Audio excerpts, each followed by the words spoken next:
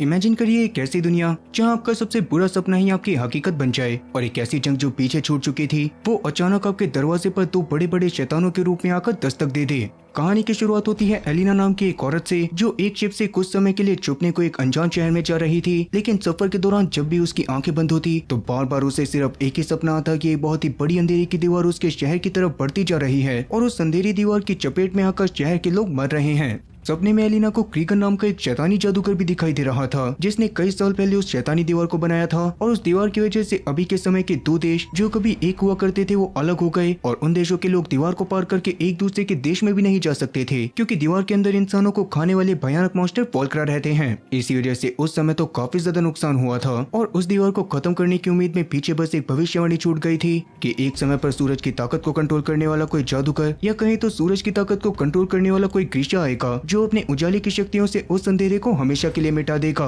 पिछले पार्ट में हम लोग जान ही चुके थे कि वो ग्रीशा कोई और नहीं बल्कि एलिना खुद है जिसे क्रीगन को खत्म करने के बाद अपनी शक्तियों को और ज्यादा बढ़ाने के लिए थोड़ा सा समय चाहिए था और इसी वजह से वो अपने बेस्ट फ्रेंड मैल के साथ एक दूसरे शहर की तरफ जा रही थी। अब ये इस कहानी का सेकंड सीजन है जिसका फर्स्ट सीजन मैं ऑलरेडी एक्सप्लेन करके अपने चैनल पर डाल चुका हूँ और उसका लिंक आपको हर बार की तरह पिन कमेंट या फिर डिस्क्रिप्शन में मिल जाएगा। खैर अभी जब एलिना मैल को अपने सपने के बारे में बताती है तो मैल उसे टेंशन ना लेने के लिए बोलकर याद दिलाता है कि क्रीगन से हुई लड़ाई के दौरान क्रीगन को पोलक्रा उठाकर ले गए थे और अब तक तो उसकी मौत हो चुकी होगी। अभी के लिए एलिना को भी ये बात सही लगती है और थोड़ी ही देर में वो लोग अपने जहाज के जरिए नोविजेम नाम के बंदरगाह पर पहुंच जाते हैं जहां पर पहुंचते ही उन्हें सबसे पहले चेकिंग का सामना करना पड़ता है जिस दौरान जब एक ऑफिसर उनके डॉक्यूमेंट को चेक कर रहा था उसी बीच एलिना की नजर कुछ ऐसे लोगों के ऊपर पड़ती है जो ईस्ट राव का यानी कि एलिना के शहर से भागकर आए थे और अभी उनमें से एक औरत से बात करने पर एलिना को एक ऐसी बात पता चलती है जिससे उसके होश उड़ जाते हैं। वो औरत बताती है कि अंधेरे की दीवार सच में लगातार बढ़ती जा रही है जिसकी वजह से कई लोगों की मौत तक हो चुकी है और वो लोग भी अपनी जान बचाकर बड़ी मुश्किल से यहाँ पर पहुंचे हैं। इस बात ने एलिना को पूरी तरह से यकीन दिला दिया था कि अब तक वो जिस चीज को सिर्फ एक बुरा सपना समझ रही थी वो सपना नहीं बल्कि एक खौफनाक हकीकत है और क्रीगन वापस आ चुका है। ये बात सच भी थी क्योंकि पिछले पार्ट में क्रीगन सच में वापस आ चुका था और उसके पीछे पीछे अंधेरे की दीवार से दो भयानक मॉन्स्टर भी बाहर आए थे। अब क्या एलिना इस बार क्रीगन को रोकने में कामयाब हो पाएगी? एलिना के दिमाग में फिलहाल के लिए लगातार यही सवाल चल रहा था। इसके अलावा एक सबसे बड़ी प्रॉब्लम ये भी थी कि जैसा कि इस पूरी तबाही का जिम्मेदार ज्यादातर लोग एलिना और क्रीगन को मान रहे थे और क्योंकि वो दोनों के दोनों ही गीशा थे इसी वजह से उन लोगों ने गीशास को पकड़ पकड़ कर खत्म करना शुरू कर दिया होता है। उनमें से ही कुछ लोग काफी सारे गीशास को फिलहाल के लिए अंधेरी की दीवार के पास लेकर आते हैं जहाँ पर उन्हें पिंजरे के अंदर बंद करके अंधेरी दीवार के अंदर छोड़ दिया जाने वाला था ताकि उन गीशास के अंदर जाते ही भयानक पोलक्रा उनके ऊपर हमला करके उनको खत्म कर दें। और उन गीशास में पिछले सीजन वाली केनिया भी शामिल होती है लेकिन वो सारे लोग उन गीशास को अंधेरे की दीवार के अंदर धकेल पाते उससे पहले ही क्रीगन वहां पर अपने दो भयानक मॉन्स्टर के साथ पहुंच जाता है जहां पर आते ही उसने अपने भयानक शैडो मैजिक का इस्तेमाल करके सभी लोगों को मौत के घाट उतार दिया था जिससे उन गीशास की जान बच जाती है और क्रीगन केनिया को उसकी टीम में एक बार वापस से शामिल होने के लिए कहकर उसको अपने साथ लेकर चला जाता है। इसी बीच कैज, येस्पर और इनेज भी अपने शहर में पहुंच चुके थे जहां पर जाने के बाद वो जैसे ही मैडम हिलिन के घर के पास पहुंचते हैं वैसे ही उन्हें काफी सारे सिपाही आकर घेर लेते हैं क्योंकि मैडम हिलिन को किसी ने जान से मार दिया था और हिलिन की मौत का पूरा इल्जाम कैज और उसके साथियों के ऊपर लगा था। ये सुनने के बाद कैज को ये समझने में ज्यादा देर नहीं लगती कि ये काम उसके दुश्मन पैका रोलिंस का है जो कैज और उसके साथियों को जेल के अंदर करवाकर पूरे शहर के बाउंड्रीज पर अपना कब्जा करना चाहता है। खैर अभी के लिए इनेज तो जैसे तैसे वहाँ पर से भागने में कामयाब हो जाती है लेकिन वो सिपाही कैज और येस्पर को पकड़कर अपने साथ सीधा उस बूढ़े आदमी के पास लेकर चले जाते हैं जिसने पिछले सीजन में उन दोनों को एलिना को पकड़ कर लाने का काम दिया था। अभी वो आदमी उन दोनों के ऊपर बहुत ज्यादा गुस्सा करने लग जाता है और साथ ही उसे कैश के पास मौजूद एलिना का एक हार भी मिल गया था जिससे वो समझ जाता है कि एलिना के हाथ में लगने के बावजूद भी उन लोगों ने एलिना को जाने दिया। अभी उसकी बातों से कैश को ये बात तो समझ में आ गई थी कि ये आदमी एलिना को पकड़वाने का काम किसी और के लिए करवाना चाहता था। इसी वजह से वो डायरेक्ट उस बुढ़ऊ से इस बारे में बात करने लग जाता है और उतने में ही पीछे से निकोलाई नाम का एक बंदा निकल कर सामने आता है जो वही बंदा था जिसने उस बुढ़ऊ से इस काम को करवाने के लिए कहा था। अब निकोलाई खुद कैज और येस्पर से एलिना की लोकेशन के बारे में जानने की कोशिश करता है जिसके बदले में वो उन दोनों को बहुत सारे पैसे देने के लिए भी तैयार था और ये चीज सुनने के बाद कैज आखिरकार उसको एलिना की नई लोकेशन के बारे में बता ही देता है। तब लोकेशन के बारे में जानकर निकोलाई ने उन दोनों को छोड़ दिया था और कैज और येस्पर भी लोकल पुलिस वालों से बचकर जैसे तैसे वहाँ पर से निकलने में कामयाब हो गए थे। वहीं दूसरी तरफ एलिना और मेल ने फिलहाल के लिए एक कमरा ले लिया था, जहाँ पर आकर एलिना मेल से बात करते हुए उसको पहली बार किस करती है और उन दोनों को बातें करते हुए समझ में आता है कि एलिना को अपनी शक्तियां बढ़ाने के लिए एक और मिस्टिकल जानवरों की शक्ति की जरूरत थी और ये वही जानवर थे जिन्हें बोन स्मिथ यानी कि दुनिया के सबसे बड़े और सबसे पहले जादूगर ने बनाया था। और किसी वजह से मेल को फील हो रहा था कि उनमें से ही सी वीप नाम का एक जानवर पास की किसी आइलैंड पर है जिसकी शक्तियों को पाकर एलिना अपनी शक्तियों को और ज्यादा बढ़ा सकती है। अब वैसे एलिना पहले ही एक बड़े से हिरन की जादुई शक्तियों को हासिल कर चुकी थी और अभी मेल की बातों को सुनकर एलिना इस शहर की पुरानी लाइब्रेरी में जाने का फैसला करती है ताकि वो आसपास के सारे आइलैंड के नक्शे को देखकर पहचान सके कि वो सी वीप उन्हें कौन से आइलैंड पर मिलेगा। अभी उसकी इस बातों को सुनकर मेल खुद भी शहर में जाकर उस सी वीप के बारे में पता करने का फैसला करता है, जिसके लिए वो दोनों के दोनों ही होटल रूम से निकलकर बाहर आ गए थे। और किस्मत से इसके थोड़ी देर बाद ही एलिना के हाथों में लाइब्रेरी के पुराने नक्शों को खंगालते हुए उस रहस्यमय आइलैंड की लोकेशन मिल जाती है जहाँ पर वो सी वीप मौजूद था। इस बात से वो खुश हो पाती कि तभी अचानक उसकी नजर वहाँ पर रखे एक नए अखबार के ऊपर पड़ती है, जिसके फ्रंट पेज पर एलिना और शैतानी जादूगर क्रीगन की तस्वीर बड़े बड़े अक्षरों के साथ छपी हुई थी और नीचे लिखा था कि उन दोनों में से किसी एक को भी जिंदा या फिर मुर्दा पकड़वाने वाले को पूरे 20 करोड़ का इनाम दिया जाएगा। ये देखते ही एलिना के दिमाग में खतरे की घंटियां बजने लग गई थी और उससे समझ में आ चुका था कि अब इस शहर का कोना कोना उनके लिए मौत का कुआं बन चुका है। इसी वजह से वो बिना एक पल भी गवाए मेल को ढूंढने के लिए सीधा लाइब्रेरी के बाहर निकल जाती है। और वहीं दूसरी तरफ मेल जब गाँव की गलियों में भटक रहा था कि अचानक उसके सामने उसकी फौज का पुराना जनरल पहुंच जाता है, जिसने मेल को देखते ही अपने सभी सिपाहियों को उसके पीछे भेज दिया था, क्योंकि जनरल की नजरों में मेल अब फौज का कोई सिपाही नहीं बल्कि जंग के मैदान से भागने वाला एक भगोड़ा बन चुका था और ऐसे भगोड़ों को मिलने वाली सजा सिर्फ मौत होती थी। तब मेल भी अपनी जान हथेली पर रखकर गलियों में दौड़ने लग जाता है और भागता भागता आखिरकार एक ऐसी जगह पर आकर रुक जाता है जहाँ पर से आगे जाने का कोई रास्ता नहीं था। अब क्या वो सारे सिपाही मिलकर मेल को जान से मार देंगे? मेल यही सोचते सोचते ना चाहते हुए भी उन सिपाहियों के सामने झुक जाता है, लेकिन तभी अचानक वहाँ पर एलिना पहुँच जाती है जो सीधा मेल के सामने किसी ढाल की तरह खड़ी हो गई थी और अब तक जनरल खुद भी वहाँ पर पहुँच चुका था। तब चारों तरफ मौत को देखकर एलिना अपनी आंखें बंद करके अपनी शक्तियों का इस्तेमाल करती है, जिसकी मदद से उसने कुछ सिपाहियों को उठाकर दूर फेंक दिया था। और ये मंजर देखकर आसपास मौजूद आम लोग पूरी तरह से दंग रह गए थे। उन्हीं लोगों में कुछ ऐसे लोग भी शामिल होते हैं जो एलिना को आज भी अपनी प्रोटेक्टर या फिर कहें तो अपना भगवान मानते थे। इसी वजह से वो एलिना को पहचान कर एलिना और मेल की वहाँ पर से भागने में मदद करते हैं, जिनके वहाँ पर से जाने के बाद जनरल को बहुत ज्यादा गुस्सा आ रहा था, लेकिन वो अच्छे से जानता था कि एलिना और मेल अब इस शहर को छोड़कर समंदर के रास्ते से भागने की कोशिश करेंगे। इसी वजह से वो चिल्लाते हुए अपने सभी सिपाहियों को हुक्म देता है कि शहर के सारे बंदरगाहों पर इतना सख्त पहरा देना है कि वहाँ पर एक परिंदा भी पर न मार सके। और अब इस बात का मतलब साफ था कि एलिना और मेल के लिए इस शहर से निकलना लगभग नामुमकिन होने वाला था। खैर, जहाँ एक तरफ एलिना और मेल मौत के जाल में फंसे थे, वहीं दूसरी तरफ कैस के शहर में मुसीबतों का एक तूफान कैस का इंतजार भी कर रहा था। दरअसल पैकर ने हीलिन को मारने से पहले उसके पास से कैस की सारी प्रॉपर्टीज के पेपर को भी हासिल कर लिया था, जिसकी वजह से अब तक उसने कैस की सारी जमीनों और उसके सारी कसिनों के ऊपर अपना कब्जा कर लिया होता है। और इसके अलावा हीलिन के कत्ल का इल्जाम तो कैस और उसके साथियों के ऊपर लगा ही था। इसी बारे में कैस इनेज और येस्पर से बातें करते हुए फैसला करता है कि वो एक हार्ट टेंडर गिशा को ढूंढेगा ताकि उसकी मदद से पैका का सच सभी लोगों के सामने लेकर आया जा सके। तब शुरू में तो बहुत ज्यादा ढूंढने के बाद भी कैस के हाथ में कोई हार्ट टेंडर नहीं लगता, पर जल्दी ही उसकी मुलाकात वायलन नाम के एक लड़के से होती है जो वैसे तो उम्र में काफी छोटा था, लेकिन उसे बॉम्ब बनाना बहुत अच्छे से आता था। तब उसकी काबिलियत को देखकर कैस उसे अपनी टीम में शामिल करके कुछ बॉम्ब बनाने के लिए कहता है। और इसी बीच पैका के लोग इनेज को एक जगह पर पकड़ लेते हैं, जिस दौरान इनेज के लिए उस जगह पर से भाग पाना बिल्कुल नामुमकिन था। तभी अचानक वहाँ पर नीना नाम की एक हार्ट टेंडर पहुंचकर इनेज की मदद करती है, जो पिछले पार्ट में शिप से ही कैस और उसके साथियों का पीछा करते हुए यहाँ तक आ गई थी, क्योंकि अभी के समय पर कैस और उसके साथी ही ऐसे थे जो नीना के इंसानी बॉयफ्रेंड मिथाइस को हेलगेट नाम के जेल से छुड़वा सकते हैं। अभी नीना से उसकी स्टोरी को जानने के बाद इनेज उसे तुरंत ही अपने साथ कैस के पास लेकर जाती है, जो नीना को बताता है कि हेलगेट के ऊपर बस पैका का राज है। इसी वजह से मिथाइस को वहाँ पर से छुड़वाना आसान नहीं होगा, लेकिन किसी न किसी तरह से हम लोग इसका रास्ता ढूंढ ही लेंगे। इससे नीना काफी ज्यादा खुश होती है और तभी कैस अपने सभी साथियों को एक घर की छत पर लेकर जाता है, जहाँ पर से वो पैका के कुछ अड्डों के ऊपर धमाका होते हुए देखते हैं, जो असल में कैस ने वायलन की मदद से करवाए थे। और अब कैस किसी भी हालत में पैका को खत्म कर देना चाहता था।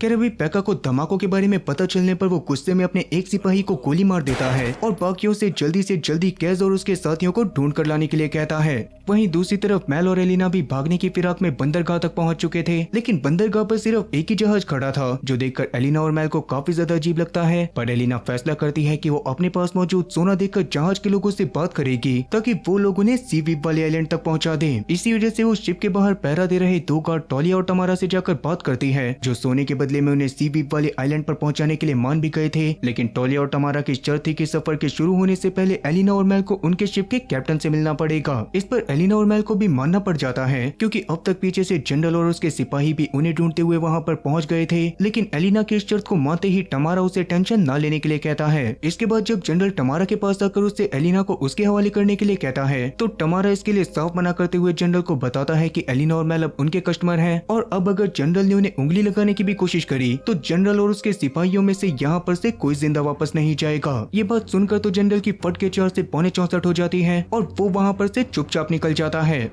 अब आगे जब एलिना और मेल शिप के अंदर जाकर कैप्टन से मिलते हैं तो वो कैप्टन कोई और नहीं बल्कि खुद निकोलाई निकलता है, और वो बताता है कि उसे पता था कि मेल और एलिना उसके पास जरूर आएंगे, क्योंकि उसने खुद ही किनारे पर खड़े बाकी सारे जहाजों को पैसे देकर किनारे से हटवा दिया था, ताकि मेल और एलिना को आखिरकार उनकी ही शिप पर आना पड़े। ये सुनकर एलिना काफी ज्यादा डर जाती है, क्योंकि उसे लग रहा था कि निकोलाई उसे सरकार के हवाले कर 20 करोड़ का इनाम लेना चाहता है, और अभी वो अंदर आकर फंस चुके हैं। लेकिन तब निकोलाई उसे एक ऐसी बात कहता है जो सुनने के बाद एलिना के पैरों तले जमीन खिसक जाती है। निकोलाई का कहना था कि असल में उसे पैसों में कोई भी दिलचस्पी नहीं है, और उल्टा वो तो एलिना का साथ देना चाहता है ताकि उस अंधेरे की दीवार को खत्म करके सबको राहत दी जा सके। ये बात सुनने के बाद एलिना को काफी ज्यादा अच्छा लगता है, और वो निकोलाई को बताती है कि उसे सी वीप वाले आइलैंड पर जाना है, जिसको सुनने के बाद निकोलाई उसको सी वीप वाले आइलैंड पर ले जाने के लिए मान गया था। इसके बाद जब एलिना सोने के लिए जाती है तो उसे सपने में वापस से क्रीगन दिखाई देता है, जो उससे कह रहा था कि बिना उसके वो कुछ भी नहीं कर सकती, और कभी न कभी उसे क्रीगन के पास जाना ही पड़ेगा। अब वैसे ये तो सपने की बात थी, लेकिन क्रीगन फिलहाल के लिए जेनिया के साथ एक घर में आ गया था, जहाँ पर वो जेनिया को उसके चेहरे पर मौजूद घाव को सही करने के लिए कहता है, जो घाव क्रीगन के चेहरे पर उन मॉन्स्टर की वजह से आ गए थे। तब जेनिया भी उन्हें सही करने की कोशिश करती है, लेकिन वो मॉन्स्टर क्रीगन के घाव को सही नहीं होने देते और जेनिया के ऊपर हमला करने की भी कोशिश करते हैं। इससे घबराकर जेनिया दूसरे वाले कमरे में जाकर रोने लग गई थी, और वहीं दूसरी तरफ कैस दबी पेका को खत्म करने की फिराक में था, जिसके लिए वो उसके काले चिट्ठों के बारे में पता करने का फैसला करता है। लेकिन पेका के काले चिट्ठों के बारे में उसे सिर्फ तभी पता चल सकता था जब वो उसके ऑफिस में जाकर उसके अकाउंट्स की बुक लेकर आ जाए। लेकिन अभी सबसे बड़ी प्रॉब्लम ये थी कि शुरुआत में उन्हें पता नहीं होता कि पेका अपनी आलीशान इमारत के कौन से कमरे में बैठता है। जो बात सुनकर नीना अपना दिमाग चलाती है और खुद उस इमारत में जाकर एक रिसेप्शनिस्ट को अपनी बातों में फंसाती है, जिससे बात करते हुए उसने थोड़ी ही देर में चालाकी से उस खुफिया कमरे का पता निकलवा लिया था।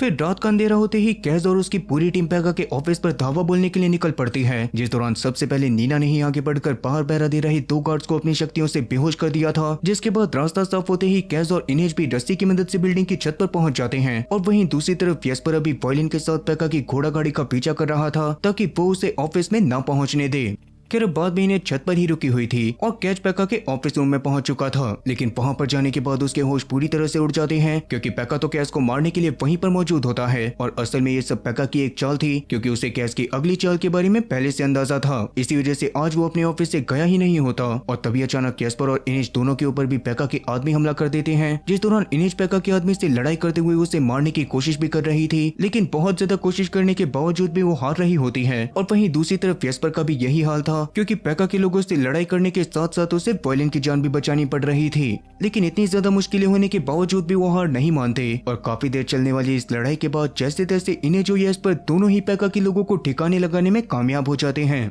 वहीं अपने ऑफिस में पेका भी जब कैस को जान से मारने वाला था कि तभी कमरे के बाहर नीना पहुंचकर पेका के गार्ड को खत्म करना शुरू कर देती है, जिस दौरान एक गार्ड ने नीना के हाथ में गोली भी मार दी थी, और उसके बावजूद नीना बहुत ही बहादुरी से सबका सामना करते हुए उन्हें खत्म करने में कामयाब हो जाती है। इस सब की वजह से पेका का ध्यान थोड़ा सा भटक गया था, जिस मौके का ही फायदा उठाकर कैस पेका के पास में एक छोटा सा धमाका करता है और उसकी अकाउंट्स वाली बुक को लेकर भागने में कामयाब हो जाता है। पर वो पेका से आखिरकार कब तक बच पाएगा? खैर फिलहाल के लिए तो कैस और उसके सारे साथी जैसे तैसे सुरक्षित एक कब्रिस्तान में आने में कामयाब हो गए थे, और अब कैस को भी समझ में आ चुका था कि उसे पेका का खेला समाप्त करने के लिए क्या करना है। वहीं अगली सुबह तक निकोलाई ने भी एलिना और मेल को सी वीप वाली आइलैंड तक पहुंचा दिया होता है, जहां पर जाते ही मेल को और ज्यादा फील होने लग गया था कि वो सी वीप उनके आसपास है, और इस चीज को महसूस करते हुए वो एलिना और निकोलाई के कुछ गार्ड को अपने साथ एक गुफा में लेकर आ जाता है, जिस गुफा में पानी भरा हुआ था, और पानी के अंदर अपने पैरों के पास एलिना और उसके सभी साथियों को बड़े बड़े गड्ढे महसूस हो रहे थे। तभी अचानक से सी वीप एलिना और सभी लोगों के ऊपर हमला करना शुरू कर देता है, जिस दौरान पानी की वजह से किसी को समझ नहीं आ रहा था कि आखिरकार वो कहां पर से हमला करेगा, और इसी वजह से सी वीप को हराना लगभग नामुमकिन था। पर तभी सीवीप मेल के ऊपर हमला करके अपनी जिंदगी की सबसे बड़ी गलती कर देता है, क्योंकि ये देखकर एलिना का गुस्सा फट पड़ा था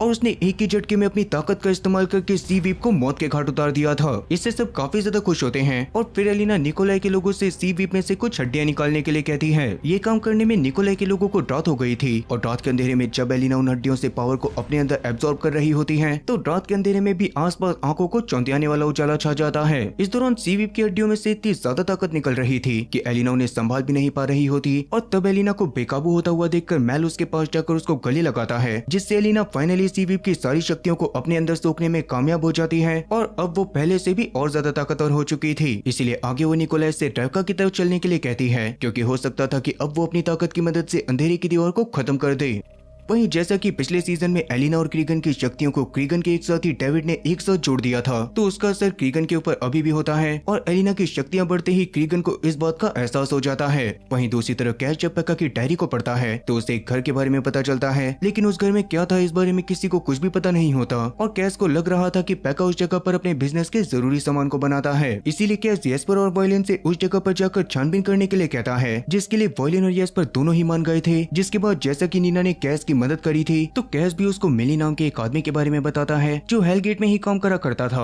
और मिथाइस को छुड़वाने में नीना की मदद भी वही कर सकता था। इस बारे में सुनकर नीना भी कैश का शुक्रिया करते हुए हेलगेट की तरफ निकल जाती है, जिसके थोड़ी देर बाद ही जेस्पर और वॉयलिन कैश के पास आकर उसे बताते हैं कि वो घर असल में पेक्का का प्राइवेट घर है, जिसके बारे में आज तक किसी को भी नहीं पता था और पेक्का उस जगह पर अपनी बीवी और अपने बेटे एल्बी के साथ रहता है। ये सुनते ही कैश के चेहरे पर एक शैतानी मुस्कान आ गई थी और उसने फैसला कर लिया था कि वो पेक्का को सबक सिखाने के लिए उसे जान से नहीं मारेगा, बल्कि अब वो पेक्का को जेल भिजवाने के लिए उसके बेटे एल्बी को इस गंदे गेम में शामिल करेगा। इस बारे में इनेज को पता चलने पर वो कैश के ऊपर गुस्सा करने लगती है, क्योंकि वो किसी बच्चे को ऐसी चीजों में शामिल नहीं करना चाहती थी। लेकिन तब कैश उसे एक ऐसी बात बताता है जिसे सुनने के बाद तो इनेज के पैरों तले जमीन खिसक गई थी। कैश का कहना था कि पेक्का ने मेरे से जब मेरा सब कुछ छीना था तो उस समय पर मैं भी बस एक बच्चा ही था। असल में अब तक सबको यही लगता था कि कैश पेक्का से अपने कसिनोज की वजह से बदला लेना चाहता है, लेकिन सच्चाई तो ये थी कि कैश जब छोटा था तो पेक्का ने उसके बड़े भाई रूडी को अपनी चिकनी चुपड़ी बातों में फंसाकर बड़ा बिजनेस चालू करने का ख्वाब दिखाया था, जिसके बाद रूडी ने उसे अपना घर बार बेचकर बहुत सारे पैसे दिए, लेकिन बिजनेस चालू करने की जगह पेक्का इस शहर में से गायब हो गया। इसी सब की वजह से कैश और उसका भाई रोड पर आ गए थे। जिस समय ही फायरफॉक्स नाम की एक जानलेवा बीमारी भी शहर में फैल जाती है और इलाज के पैसे न होने की वजह से कैश के भाई की तड़प तड़प कर मौत हो जाती है। उसी दिन के बाद जब पेक्का वापस से शहर में आया था तब से ही कैश ने सोच रखा था कि वो एक न एक दिन पेक्का से अपने भाई की मौत का बदला लेकर रहेगा। ये सारी बातें सुनने के बाद इनेश के मुंह से एक शब्द भी नहीं निकलता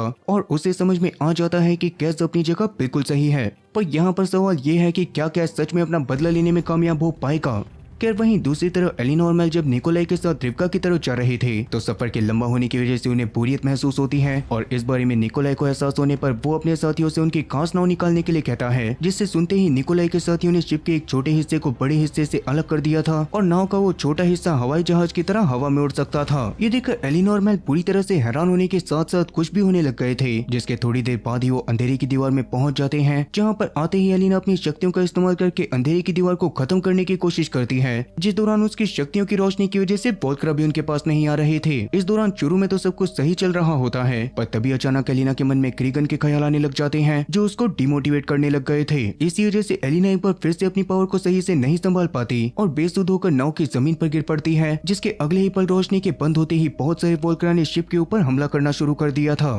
तब टोलिया और टमारा अपने साथियों के साथ मिलकर वोल्क्रा से लड़ाई करना शुरू कर देते हैं और क्योंकि उन्हें इस चीज का बहुत ही अच्छा खासा एक्सपीरियंस था तो थोड़ी ही देर में वो कई सारे वोल्क्रा को मार गिराते हैं। उतने में ही मेल भी एलिना को संभालते हुए जगह देता है, जिसके बाद एलिना ने अपनी शक्तियों का इस्तेमाल करके सभी लोगों को अंधेरे की दीवार से दूसरी तरफ चूहान में पहुंचा दिया था। लेकिन वोल्क्रा के हमले की वजह से निकोलाई की नाव को काफी ज्यादा नुकसान पहुंचा होता है। इसी वजह से अंधेरे की दीवार से बाहर निकलते ही उनकी नाव जमीन पर क्रैश कर जाती है। तभी वहाँ पर जनरल भी अपनी एक बहुत ही बड़ी सेना के साथ पहुँच गया था और अब की बार वो एलिना और मेल को किसी भी में पकड़ना चाहता था। इससे एलिना तो काफी ज्यादा डर जाती है, लेकिन जनरल को देखने के बाद भी निकोलाई पूरे मजे में था, जिसके तुरंत बाद ही वो अपना कोट उतारते हुए जनरल की तरफ बढ़ना शुरू कर देता है। तब निकोलाई का चेहरा देखते ही जनरल की एक बार फिर से फट के 4 से 65 हो गई थी, जिसके अगले ही पल वो निकोलाई के सामने अपने सभी सिपाहियों के साथ झुक भी जाता है, क्योंकि निकोलाई असल में कोई मामूली इंसान नहीं बल्कि राजा का छोटा बेटा था और ये सारी सेना उसकी ही थी। ये देखकर एलिना और मेल काफी ज्यादा हैरान हो जाते हैं और अब निकोलाई भी उन लोगों की मेहमान नवाजी करने के लिए उन लोगों को अपने साथ महल में ले जाने का फैसला करता है, जिसके लिए उसने जनरल से कहकर घोड़ों का भी इंतजाम करवा दिया था। और अब वो सबके साथ अपने दूसरे महल स्पिनिंग व्हील की तरफ जाने लग जाता है, क्योंकि पिछले पार्ट में जो लोग क्रीगन के कहर से बच गए थे वो लोग वहीं पर थे।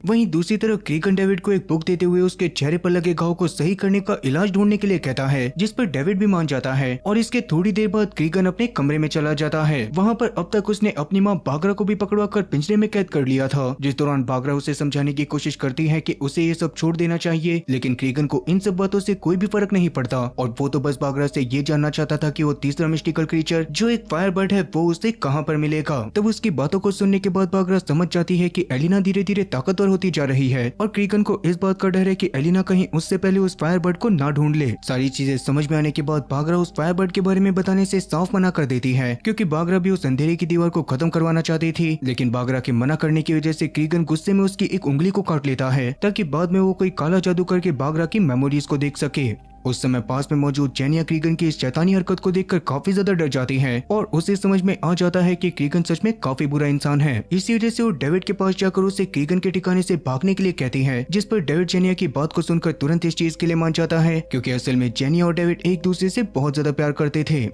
अब डेविड के भागने के थोड़ी देर बाद ही जेनिया खुद भी उस जगह पर से भाग गई थी, लेकिन जेनिया के भागते समय क्रीगन को इस बारे में पता चल जाता है और वो जेनिया को रास्ते में पकड़कर फैसला करता है कि वो जेनिया को इस गलती की सजा जरूर देगा। हालांकि अभी क्रीगन को डेविड के भागने के बारे में कुछ भी पता नहीं होता और तभी क्रीगन के साथ मौजूद मॉन्स्टर जेनिया को बेहोश कर देते हैं। इधर दूसरी तरफ निकोलाई अब तक एलिना और बाकी सबको लेकर अपने महल में पहुंच चुका होता है, जहां पर कई सारे गेशियास भी चुप कर रह रहे थे और उन्हीं गेशिया में एलिना की पुरानी दोस्त जोया भी शामिल थी। वो दोनों ही एक दूसरे को देखकर बहुत ज्यादा खुश होती हैं और जोया फैसला करती है कि इस बार वो कोई भी गलती नहीं दोहराएगी और एलिना का साथ शुरुआत से ही देगी। पर क्या वो सब मिलकर क्रीगन को रोक पाएंगे या फिर क्रीगन इससे पहले ही फायरबर्ड की शक्तियों को हासिल करके सबको खत्म कर देगा। खैर वहीं नीना अब तक हेलगेट में पहुंच चुकी थी, जहां जाकर वो मिली नाम के उस बंदे से बात करने की कोशिश करती है, लेकिन फिलहाल मिली उससे सही से बात ना करके उसे थोड़ी देर के बाद आने के लिए कहता है, क्योंकि असल में इस समय हेलगेट के अंदर कैदियों की लड़ाई चल रही थी, जिसे कई सारे लोग देखने भी आए थे और पैका खुद भी उन लोगों में शामिल था। तभी अचानक नीना की नजर अंदर मौजूद दोनों फाइटर के ऊपर पड़ती है, जिनमें से एक फाइटर कोई और नहीं बल्कि खुद मिथाइस था और उसको एक बहुत ही खतरनाक फाइटर से लड़वाया जा रहा था। तब लड़ाई की शुरुआत में तो वो फाइटर मिथाइस को बहुत ही बुरी तरह से मारता है, लेकिन बाद में मिथाइस उसको मार मार कर उसका मोर बना देता है और इस लड़ाई को जीत जाता है। ये देखकर तो नीना भी काफी ज्यादा खुश हो गई थी, पर उसकी ये खुशी ज्यादा देर तक नहीं टिकती, क्योंकि भीड़ में मौजूद पैका की नजर उसके ऊपर पड़ गई थी और वो नीना को देखते ही पहचान गया था कि असल में नीना वही गेशा है जिसने पिछली रात उसके ऑफिस में घुसकर मौत का नंगा नाच करा था। इवन अभी उसे नीना की खुशी देखकर ये बात भी समझ में आ जाती है कि मिथाइस पक्का उसका बॉयफ्रेंड होगा और इसीलिए पैका नीना के सामने जाकर ऐसी शर्त रखता है, जिसे सुनने के बाद तो नीना के होश उड़ चुके थे। दरअसल पैका ने नीना को साफ कह दिया था कि अगर उसे मिथाइस की जान बचानी है तो उसे कैस को पैका के पास लाना पड़ेगा और अगर नीना ऐसा नहीं करेगी तो पैका के लोग मिलकर मिथाइस को जान से मार देंगे। इधर इस सबसे अनजान कैस को पैका की एक बहुत ही बड़ी पार्टी के बारे में पता चलता है, जिसके बारे में जानकर वो वहां जाके फायरफॉक्स वाली बीमारी को फैलाने का प्लान बनाता है, जिससे पैका का काफी नुकसान होने के साथ साथ उसको जेल भी हो सकती थी। इसी वजह से कैस अगले ही दिन पार्टी में पहुंच जाता है, लेकिन वहां जाकर वो बीमारी को फैला पाता उससे पहले ही नीना अपनी शक्तियों से उसकी धड़कनों को तेज करके कैस को कमजोर कर देती है। इसके तुरंत बाद ही वो कैस को पैका के सामने लेकर आ गई थी, जिस चीज से खुश होकर पैका मिथाइस को फ्री करवाने का ऑर्डर दे देता है और इसके तुरंत बाद पैका ने कैस को जान से मारने के लिए उस पर अपनी बंदूक तान दी थी। लेकिन तभी कैस उसको बताता है कि पैका उसे कभी भी जान से नहीं मार सकता, क्योंकि अगर उसने ऐसा करा तो पैका को कभी भी उसके बेटे एल्बी के बारे में पता नहीं चलेगा, जिसको अब तक कैस के साथियों ने एक कब्र में गाड़ दिया है और अगर जल्दी ही उसे वहां पर से बाहर नहीं निकाला गया तो उसकी भी तड़प तड़प कर मौत हो जाएगी।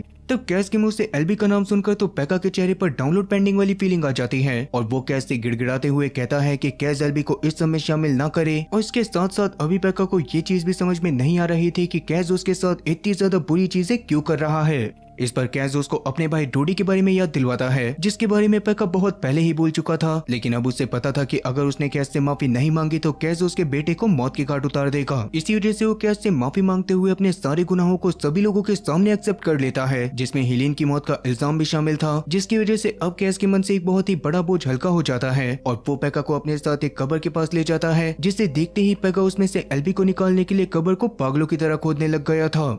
तभी अचानक वहाँ पर काफी सारे पुलिस वाले पहुंचकर पेक्का को उसके गुनाहों के लिए गिरफ्तार कर लेते हैं और उतने में ही एक घोड़ा गाड़ी से एल्बी भी वहाँ पर पहुंच जाता है, जिससे असल में कैज ने कुछ करवाया ही नहीं था और ये सारी चीजें बस पेक्का के मुंह से सच्चाई उगलवाने के लिए प्लान करी गई थी। ये सच जानने के बाद तो पेक्का का माथा पूरी तरह से ठनक चुका था, लेकिन अब वो कुछ भी नहीं कर पाता और सिपाहियों से जबरदस्ती घसीटते हुए अपने साथ ले जाते हैं। दूसरी तरफ जेनिया को होश आने पर अब वो भी बागरा के बगल में ही एक पिंजरे में बंद होती है, जिसे होश में आता हुआ देखकर कीगन उसे अपने साथ सजा देने के लिए ले जाने लग गया था। जिस दौरान बागरा उसको समझाने की कोशिश करती है कि जेनिया ने क्रीगन का बहुत ज्यादा साथ दिया है और उसे जेनिया के साथ ऐसा नहीं करना चाहिए, लेकिन क्रीगन तो बागरा की बात को बिल्कुल भी नहीं सुनता और क्रीगन के साथ मौजूद साय जेनिया को बहुत ही बुरी तरह से टॉर्चर करना शुरू कर देते हैं। इसके थोड़ी देर बाद ही क्रीगन को डेविड के भागने के बारे में भी पता चलता है, जो सुनने के बाद तो क्रीगन के पैरों तले जमीन खिसक गई थी, क्योंकि असल में उसने जो किताब डेविड को दी थी उसमें कुछ ऐसी चीजें भी लिखी थी जिससे क्रीगन को हराया जा सकता है और डेविड अपने साथ उस किताब को भी लेकर चला गया था।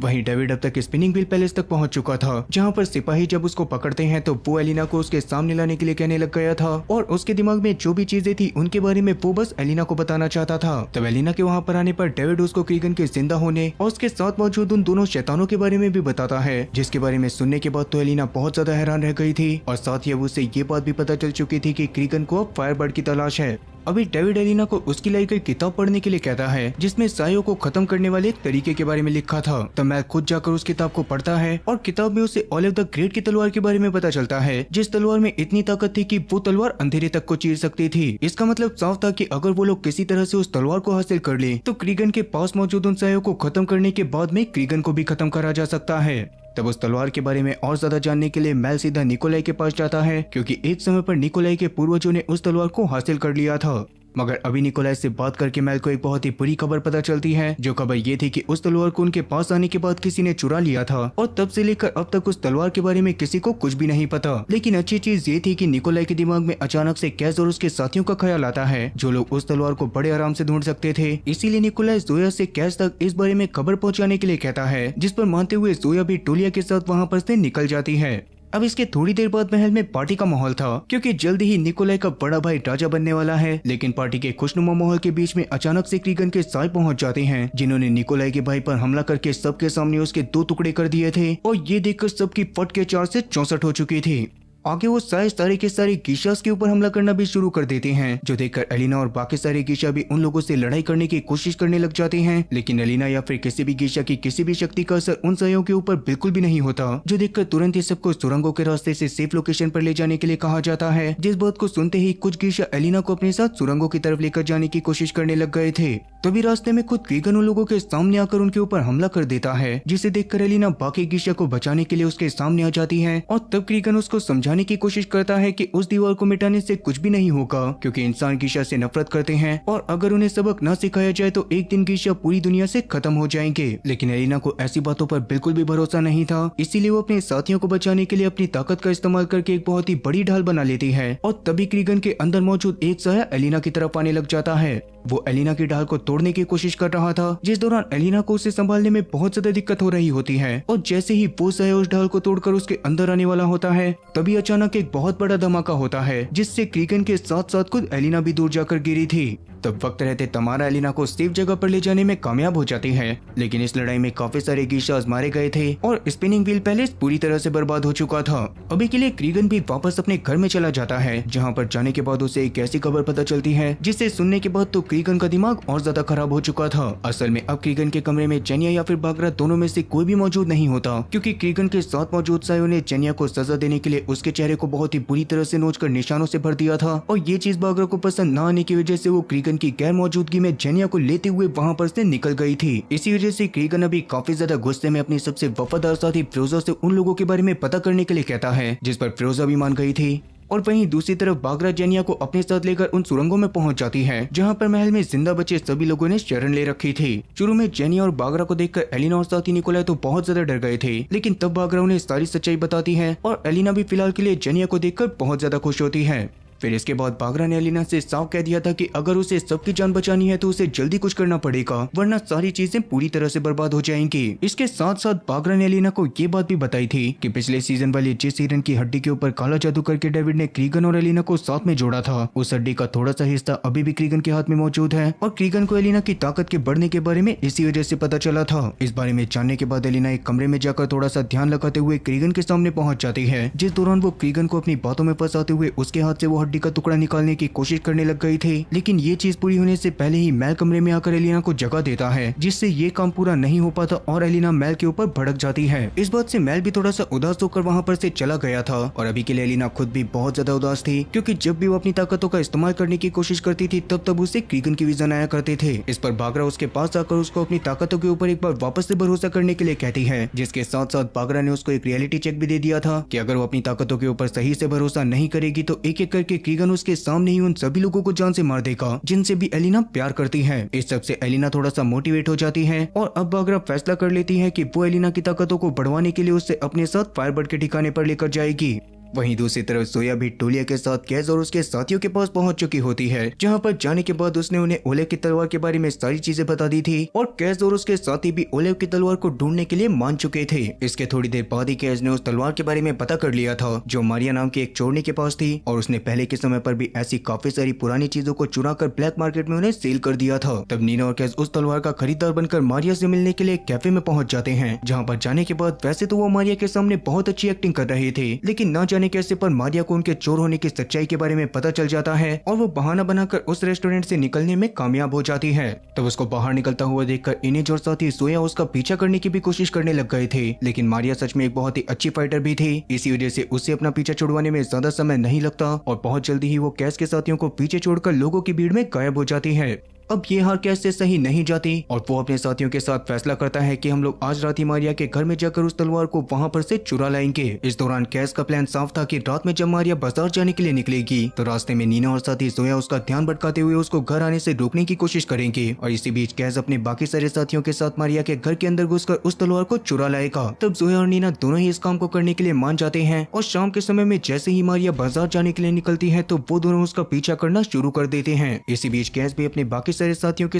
मारिया के घर के अंदर घुस गया था, जिस दौरान पहरा देने के लिए वॉयलिन खुद बाहर ही रहता है, लेकिन बाकी सबके अंदर जाते ही अचानक से चारों तरफ के दरवाजे बंद हो जाते हैं और वॉयलिन को छोड़कर कैज और उसके बाकी सारे साथियों के ऊपर एक अजीब से जहर का असर होना शुरू हो जाता है। ये मारिया के घर का सिक्योरिटी सिस्टम था, जिसकी वजह से कैज और उसके सभी साथियों को अजीब से विजन्स आने लग जाते हैं, जिसमें वो सब अपनी जिंदगी का सबसे बुरा समय देख रहे थे। दूसरी तरफ बाजार में इस बात का एहसास मैरिया को भी हो गया था, जिसकी वजह से वो तुरंत ही जोया और साथी नीना के ऊपर हमला करके उन्हें बेहोश कर देती है, जिसके तुरंत बाद ही वो जल्दी से अपने घर की तरफ आने लग गई थी। वहीं दूसरी तरफ घर के बाहर मौजूद वायलिन की नजर अचानक से कुछ बटरफ्लाइज के ऊपर पड़ती है, जो खुद भी उसी जहर के पौधे के ऊपर बैठी हुई थी, लेकिन उन्हें इस चीज से कोई भी फर्क नहीं पड़ रहा था। इसीलिए वायलिन तुरंत ही बटरफ्लाइज को पकड़कर जैसे तैसे उन्हें दरवाजे की सांस की मदद से कैज और उसके साथियों तक पहुंचा देता है, जिसको सबसे पहले इनेज ने खाया था और इनेज के सही होने के तुरंत बाद इनेज ने वो बटरफ्लाई बाकी सबको भी खिला दी थी। इससे मारिया के घर तक पहुंचने तक सभी लोग पूरी तरह से सही हो जाते हैं और अभी मारिया के घर पर आते ही सभी लोगों ने उसके ऊपर हमला करना शुरू कर दिया था, लेकिन मारिया सच में लड़ाई में भी बहुत ज्यादा अच्छी थी और उसने टोलिया जैसे महारथी के साथ साथ कैस के बाकी सारे साथियों को भी पछाड़ दिया था। इस सब के बाद मारिया कैस के सभी साथियों को जान से मारने वाली थी, लेकिन तभी कैस वहाँ पर मारिया के पति को लेकर आ जाता है, जिसको देखने के बाद तो मारिया पूरी तरह से शांत हो गई थी और उसी दौरान मारिया का पति सभी लोगों के सामने एक ऐसी बात बताता है जिसको सुनने के बाद तो सभी लोगों की फट के 4 से 64 हो चुकी थी।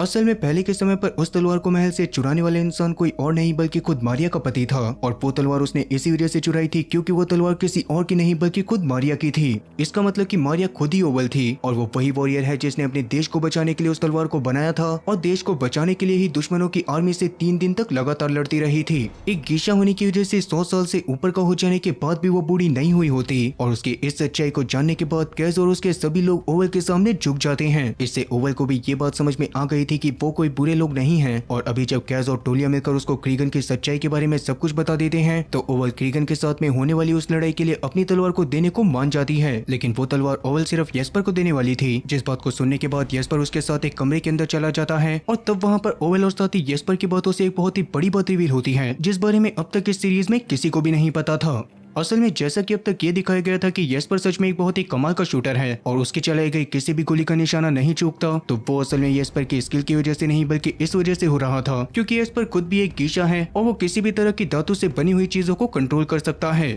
बचपन में येस्पर की शक्तियों की वजह से उसकी माँ को उसके सामने मार दिया गया था, जिसकी वजह से उसने अपनी शक्तियों का इस्तेमाल किसी के भी सामने करने से पूरी तरह से बंद कर दिया। लेकिन इतने सालों का एक्सपीरियंस होने की वजह से ओवल उसको देखते ही पहचान गई थी और अभी उसने येस्पर से उसकी शक्तियों के ऊपर भरोसा करके उनका इस्तेमाल करने के लिए भी कहा था। तब येस्पर भी इस पर मान जाता है और बाद में कैज और उसके सारे साथी सोया और टॉलिया के साथ चूहान में आने के लिए निकल जाते हैं। वहीं दूसरी तरफ बागरा भी फिलहाल के लिए एलिना और मेल को अपने साथ उस फायरबर्ड की लोकेशन की तरफ लेकर जाने लग गई थी, जिस दौरान वो एक जंगल में चलते हुए बताती है कि बोन स्मिथ असल में कोई और नहीं बल्कि उसका पिता था, जिसने खुद ही उन चारों मिस्टिकल क्रीचर को बनाया था। लेकिन जब वो फायरबर्ड को बना रहा था तो उस दौरान बागरा की छोटी बहन की मौत हो गई और तब बोन स्मिथ ने अपनी छोटी बेटी को जिंदा करने के लिए फायरबर्ड की सारी शक्तियों को उसके अंदर डाल दिया। ये बात बताने के बाद बागरा उन दोनों को अपने साथ एक गुफा के बाहर लेकर आ जाती है, जिसके दरवाजे को सिर्फ बोन स्मिथ के परिवार वाले खोल सकते थे और अभी बागरा के थोड़ा सा खून उस दरवाजे की दीवार पर लगाते ही वो दरवाजा खुल जाता है। उस गुफा के अंदर असल में 2 कब्रें रखी हुई थी, जिसमें से एक कब्र बागरा की माँ की और दूसरी कब्र उसकी छोटी बहन की होती है और अपनी छोटी बहन की कब्र को वो मेल को खोलने के लिए कहती है। तो मेल ने भी बागरा की छोटी बहन की कब्र को बड़े आराम से खोल दिया था, जो देखने के बाद बागरा मेल को एक ऐसी सच्चाई बताती है जिसे सुनने के बाद तो मेल के पैरों तले जमीन खिसक जाती है।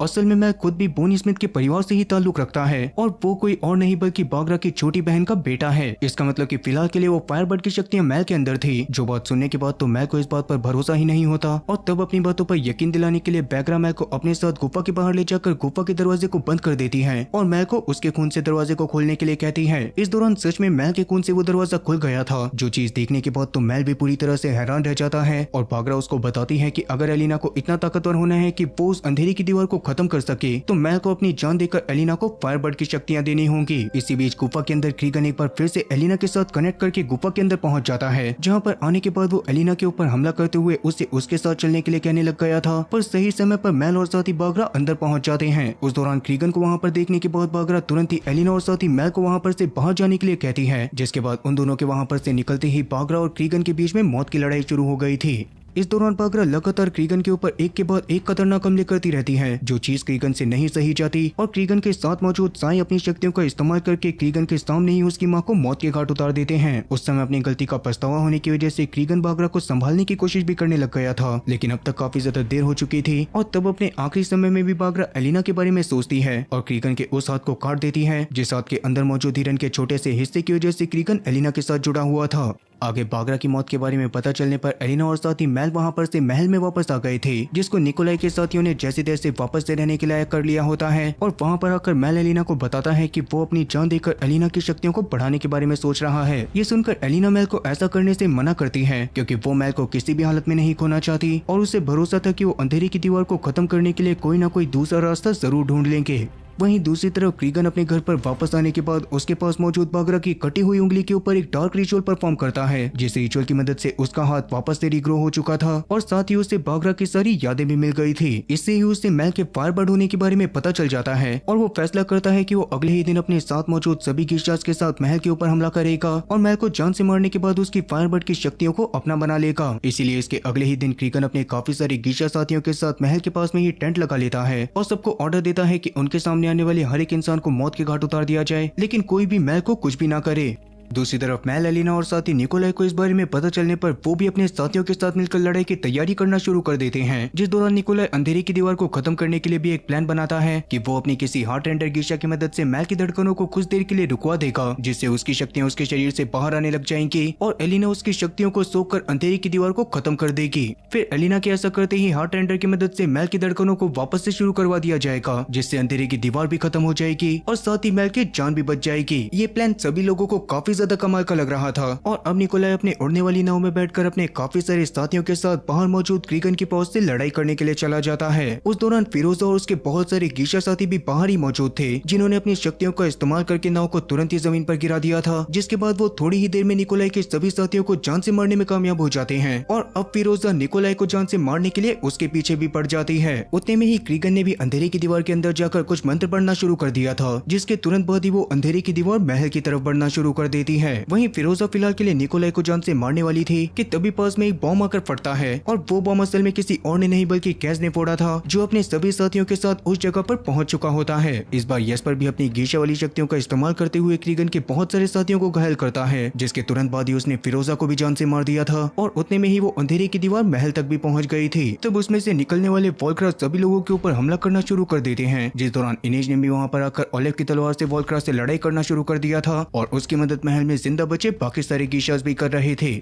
इसी बीच एक साया एलिना के ऊपर हमला करके उसे भी अपने साथ लेकर जाने लग गया था, जो देखकर मैल उसकी मदद करने की कोशिश करता है, लेकिन बहुत कोशिश करने के बावजूद भी वो एलिना को नहीं बचा पाता। उतने में ही इनेज सही वक्त पर ओलेव की तलवार लेकर उधर पहुंच जाती है, जहां पर आते ही उसने एक साय के ऊपर हमला करके उस साय को खत्म कर दिया था और बाद में एलिना और मैल वहां पर से सीधा उस जगह पर आ गए थे जहाँ पर से क्रीगन ने कभी उस अंधेरे की दीवार को बनाया था। वहाँ पर आने के बाद एलिना और मैल मिलकर उस अंधेरे की दीवार को खत्म करने की कोशिश करने लग जाते हैं, लेकिन उतने में ही वहाँ पर खुद क्रीगन पहुंचकर मैल के ऊपर हमला करना शुरू कर देता है, जो देखकर एलिना उसको बचाने की कोशिश करती है, लेकिन क्रीगन के हमले की वजह से मैल इतना ज्यादा घायल हो चुका था कि अब उसके पास जीने के लिए सिर्फ कुछ ही समय बचा था। इस दौरान क्रीगन भी थोड़ा सा घायल हो चुका होता है और उसी बीच एलिना मैल के पास पहुंचकर उसको संभालने की कोशिश करने लग जाती है, जिस दौरान मैल उसे अपना खंजर देते हुए मैल को जान से मारने के लिए कहता है, क्योंकि अगर एलिना ऐसा नहीं करती तो खुद क्रीगन ऐसा करके मैल की शक्तियों को अपने अंदर समा लेता। तब ना चाहते हुए भी एलिना को ऐसा करना पड़ जाता है और वो रोते हुए मैल को जान से मारने के बाद उसकी सारी शक्तियों को अपने अंदर समा लेती है। एलिना के ऐसा करने के तुरंत बाद एलिना बहुत ज्यादा ताकतवर हो गई थी और उसने अपनी शक्तियों का इस्तेमाल करके उस अंधेरे की दीवार को कुछ ही सेकंड्स के अंदर खत्म कर दिया था। ये देखकर क्रीगन को बहुत ज्यादा गुस्सा आता है और वो एलिना को समझाने की कोशिश करता है कि उसको ऐसा नहीं करना चाहिए था, क्योंकि अब इंसान खुले होकर गेशास को और ज्यादा मारना शुरू कर देंगे। लेकिन एलिना को इन सब चीजों के ऊपर बिल्कुल भी भरोसा नहीं होता और वहीं दूसरी तरफ जोया और साथी इनेज के ऊपर कुछ काले साए हमला कर देते हैं, जो उस अंधेरे के खत्म होने के बाद जिंदा बच गए थे। तब इनेज ओलेव की तलवार का बहुत अच्छे से इस्तेमाल करते हुए एक एक करके उन सभी सायों को खत्म कर देती है, जिस बीच क्रीगन के अंदर से एक बहुत ही बड़ा सा साया निकलकर एलिना के ऊपर भी हमला करने लग गया था, लेकिन सही वक्त पर इनेज उसके पास पहुंचकर उस साय को भी खत्म कर देती है। इसके तुरंत बाद ही एलिना ने उसी तलवार से क्रीगन को भी मौत के घाट उतार दिया था, जिस दौरान मरते समय क्रीगन बस एलिना से यही कहता है कि उसके मरने के बाद वो उसकी बॉडी को यहीं पर जला दे। तब एलिना भी इस पर मान गई थी और उतने में ही नीना मैल के पास पहुंचकर उसके दिल की धड़कनों को एक बार वापस से सही करने की कोशिश करने लग जाती है, जिसमें किस्मत से उसे कामयाबी भी मिल गई थी और इसका मतलब कि उन लोगों ने अंधेरे की दीवार को खत्म करने के साथ साथ महल की जान को भी बचा लिया था। जिसके बाद उन लोगों ने क्रीगन के कहे अनुसार उसके शरीर को भी हाथों हाथ जला दिया था और इसी के साथ ये कहानी यहीं पर खत्म हो जाती है। लेकिन जब एक जहान में अंधेरा खत्म होता है तो ब्रह्मांड के किसी दूसरे कोने में एक नया और इससे भी बड़ा संकट जन्म ले रहा होता है। अब अगर आपको लग रहा था कि मैजिक और तलवारों की ये लड़ाई सबसे बड़ी थी, तो दोस्तों आप लोग बिल्कुल गलत हो, क्योंकि अब हम लोग चलने वाले हैं 200 साल आगे की एक ऐसी फ्यूचरिस्टिक दुनिया में जहाँ इंसानों की आखिरी उम्मीद धरती को बचाना नहीं बल्कि चांद को बचाना है। ये हाईटेक और सस्पेंसफुल दुनिया है मून हेवन की, जहाँ पर इंसानों ने मौत को तो मात दे दी है, लेकिन वहाँ के अंधेरों में आज भी ऐसे कुछ गहरे और खौफनाक राज छुपे हैं जो पूरी इंसानियत का वजूद मिटा सकते हैं। एक ऐसी जगह जहां एक मिस्टीरियस सिंगल ड्रग का धंधा चल रहा है और बेला नाम की एक बहुत ही जांबाज पायलट अपनी बहन के मर्डर का सच ढूंढने की कोशिश कर रही है। उसी दौरान वो एक ऐसी साजिश में फंस जाती है जहां इंसानों के साथ साथ कुछ ऐसे लोगों का भी मास्टर प्लान चल रहा था जिन्हें आज तक किसी ने देखा भी नहीं है।